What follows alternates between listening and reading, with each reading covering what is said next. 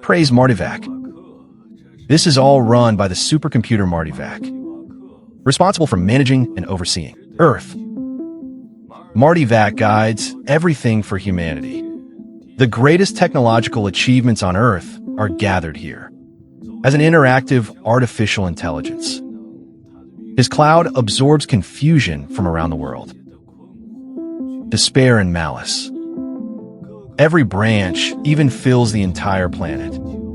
Every day, we absorb 80 billion pieces of personal information and use that as a basis for deducing what's to come, predicting future events.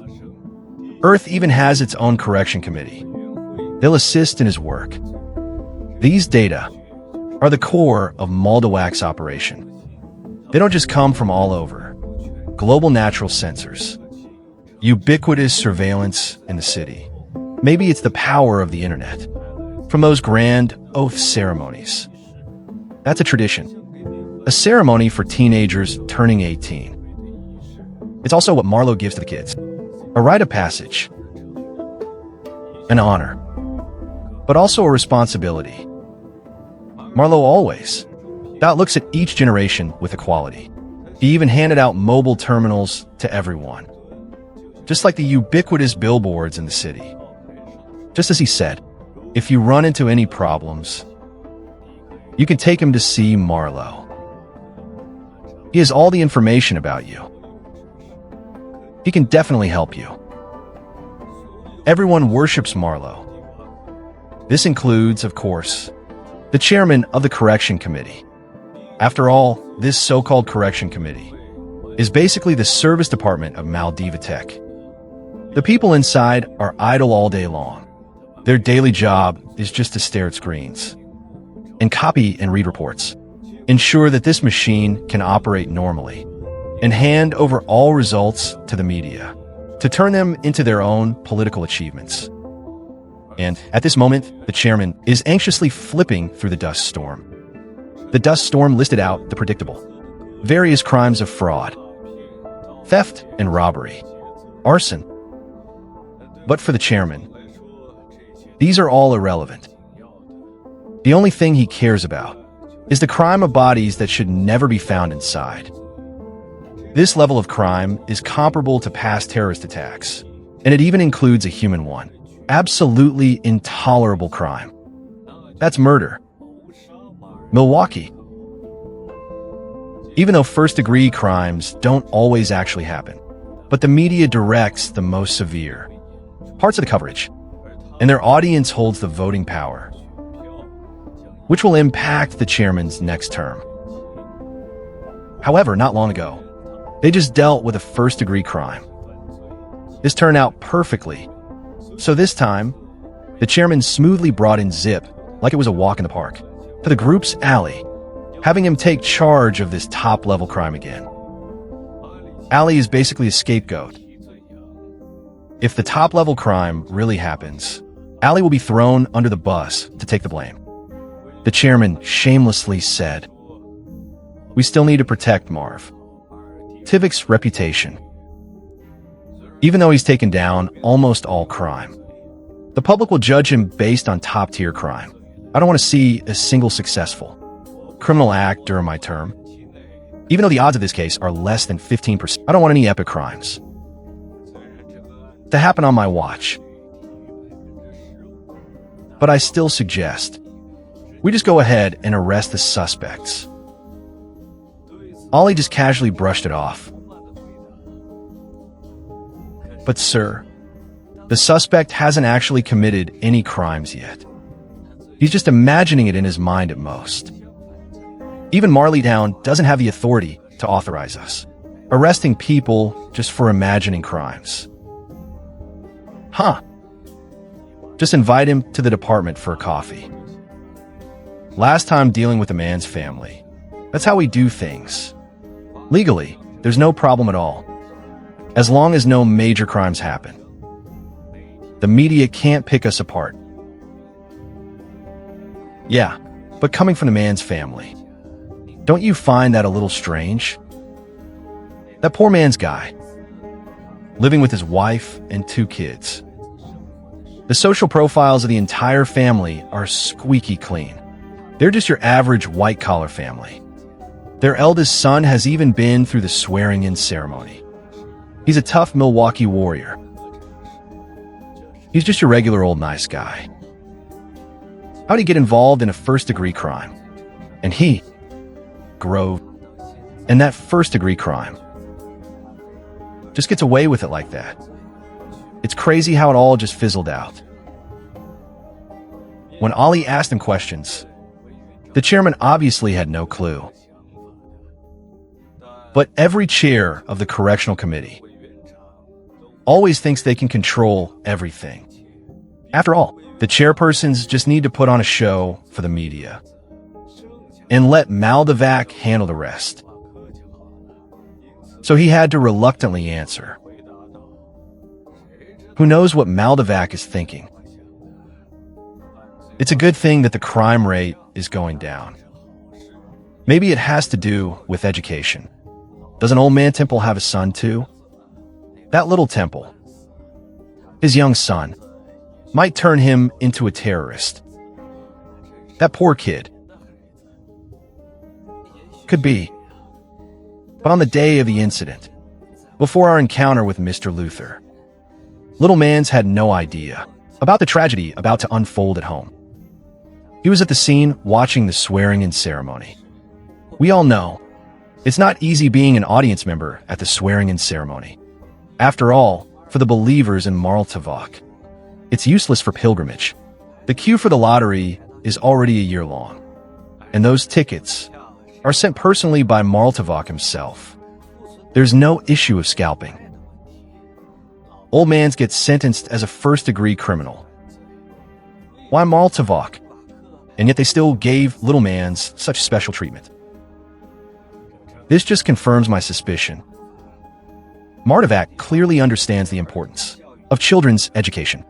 He wants that kid to grow up surrounded by honor, to eliminate the possibility of him becoming a terrorist. I have a different opinion on that. We took away that child's father, but we still let the child see his father once. Old Man's performance is really reassuring. There's nothing rebellious about it. Nien Lu just timidly told the child not to worry. Only said to believe in Maldevac. There's absolutely no dangerous tendency at all. The chairman didn't know how to answer Ollie's question. He angrily ordered in a shameful way. You're not qualified to judge Maldevac. In fact, I don't have time to deal with you right now, dwelling on some past issues. This new top-level crime is the reason I brought you here. Crime rate has risen to 17.3%. Mr. Commissioner, facing pressure from the chairman, you seem unfazed. He just reluctantly pulled up some data and presented it to the chairman. I'm just constantly dealing with this new top-level crime. Boss, it's a shame. The main character in this top-tier crime is none other. His unfortunate father is just a smokescreen. Their crime is all about trying to murder Maldevac, and the mastermind behind this isn't any but Maldevac himself. It's as if Chairman Evil on the side went unnoticed. Didn't see the evil expression on the side of the chairman.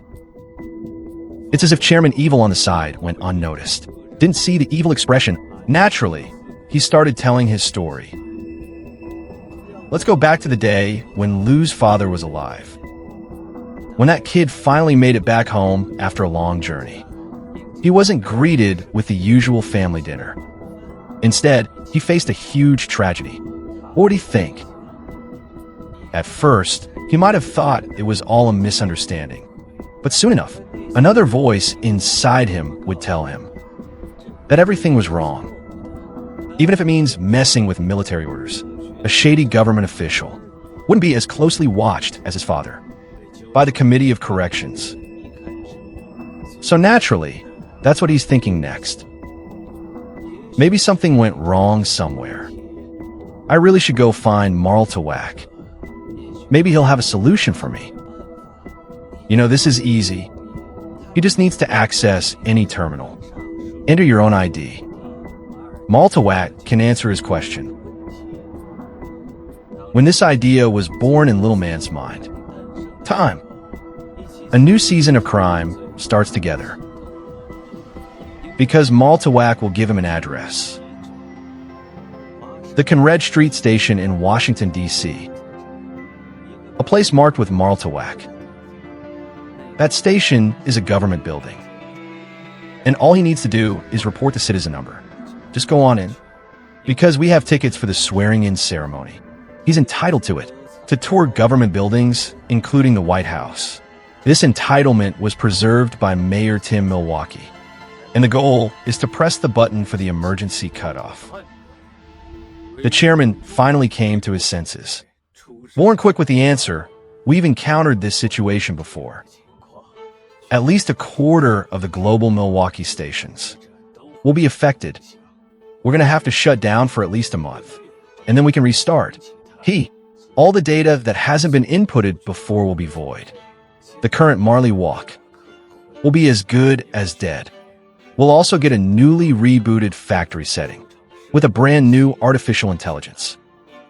And if Marley Walk gets hurt, even for a short time, it's going to have a major impact beyond imagination. The economy will collapse, and crime rates will shoot through the roof. This is a damn nightmare. The plan to kill Mark Wahlberg. Technically, this falls under a level 1 felony. We just never go there in our minds. Because he's just too powerful. Unless he wants to die himself. Otherwise, no one can escape his calculations. No one can hurt him either. We need to catch that kid quickly. Once we catch him, Marty Walker will be safe. Marty Walker is down and out. For people of their time, it's completely unimaginable. Director Wei felt like he was going crazy, but what he didn't expect was facing such a terrible crime. Ollie remains unfazed. It's meaningless. We can stop this. But how do we stop the next one? Little Mans didn't intend to harm Maltawak. He was just following Maltawak's orders. Because he believes in Maltawak and won't question any command from this god. What he needs to do isn't complicated. Just press a button. And there are many more people like him. Just need to find Marcy Walker, willing to kick off this chain reaction. There's always someone who can make it work. But we couldn't warn in advance and stop him. Because there are a lot of factors to consider. It's not just about the event itself. It also involves thinking the personalities and approaches of different characters. For example, a father who is a trusting, good-hearted man in the government. That's the only way he'll come willingly into the station with us. He needs to really love his child, and his child must also love him deeply. At the same time, this child needs to trust Marlowe and be willing to question him. In the execution of the plan, action, intelligence, quick thinking, all of that has to be taken into account. It's incredible for a human being. Because there are billions of people on this planet. They'll never suspect Marlowe. Ask questions if you've got them. Follow the instructions, no questions asked. Everyone's just used to it by now. Therefore, when this almighty God decides he wants to die, there's not a soul who can stop him. In fact, everyone will be his accomplice. We need to find clues among these people. Prevent Marlowe from taking his own life. This is like something out of a fairy tale. So cherish him while you can. Sir, maybe today is the last day of the Corrections Committee's existence. Without Milwaukee, we're really nothing. No, it's definitely not that bad. As far as I know, this is Maltawak's first attempt at this kind of behavior. He planned it pretty well. He chose the right family. But he confused us with father and son. Yet he's still an amateur at this game. He can't go against his own orders. still giving the correct probabilities. Every misstep we take increases the probability a little.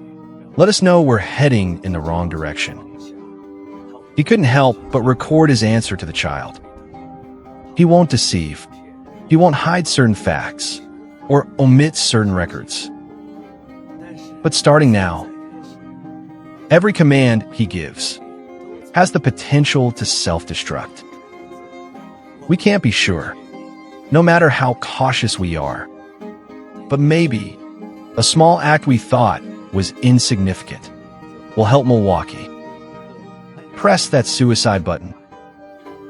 Martowak will eventually win, just like he once helped us. Achieve those victories. Why the hell? Why can't we just make things right? Confronting the increasingly enraged chairman, Ollie's tone is filled with despair. I don't think so, sir. I never thought about that. I didn't have time to think before the incident happened. But looking back now, it seems like we've reached the end of the road. Because Martowak is just too good. He's become too complicated. For over 50 years, we've been heading into Martowak's body, injecting trouble into humanity. We asked him to take care of us, taking care of us as a whole and all individuals. We asked him to keep all of our secrets. We asked him to absorb our evil thoughts, stop the realization of evil thoughts. Everyone carries their own troubles, adding to his burden. Now, we're planning to dump all the trouble of human diseases on him as well. Sir, Milwaukee is burdened with the troubles of the world. Too tired, impossible. He's just a machine. Maybe we should try asking him directly. Ask a question no one has ever asked him before. Alvin started using the equipment on the chairman's desk, his fingers sharply tapping out the questions. Mark Davik, what do you want most? The waiting for an answer was unbearable. But Ollie and the commissioner both forgot to breathe. A loud click echoed. The answer lit up on the dark screen. It read, "I want to die." Along with this statement, a low-level crime alert. It's about to kick off like a symphony. Things are about to get wild.